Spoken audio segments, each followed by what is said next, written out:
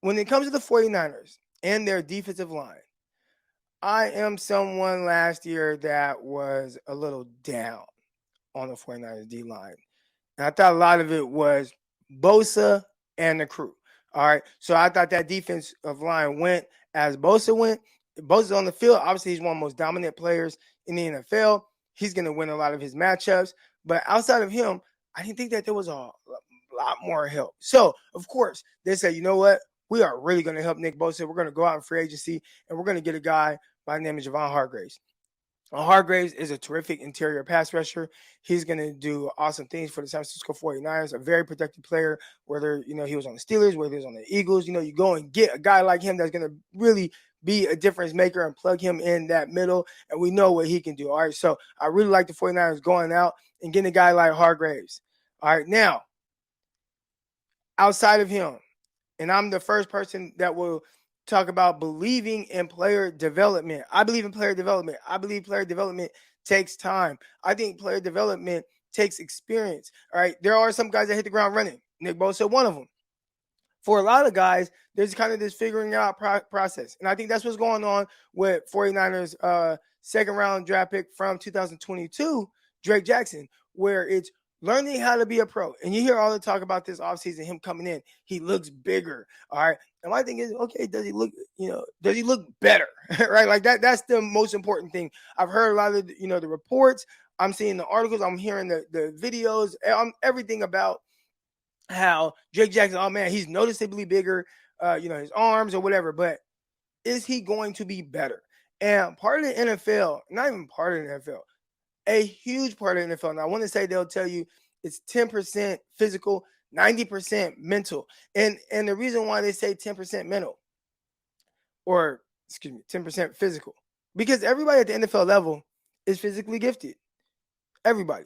Now, there can be a slight difference in the way that you prepare that truly helps you kind of get over the top. But the guys that really make it in the NFL, it ain't just because they are the fastest guy or the biggest guy. Man, those guys, they got it up here. I was listening to Cameron Jordan, pass rusher for the New Orleans Saints. He was talking about something the other day, and he actually kind of threw a shot at Kirk Cousins, all right, who we'll talk about in a little bit here. But Cam Jordan talked about how either you got to play at full speed. Either you're making the play at full speed, or you're making a mistake at full speed.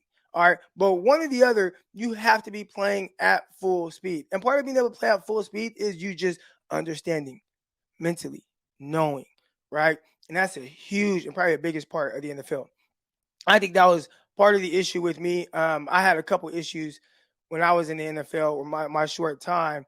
All right. Part of it was not the most physically gifted guy, and when I say that, because I think a lot of times I downplay my athleticism on here, or if you listen to Locked On 49ers with myself, Brian Peacock, come at you 5 days a week, I always talk about how, I wasn't this or I wasn't that.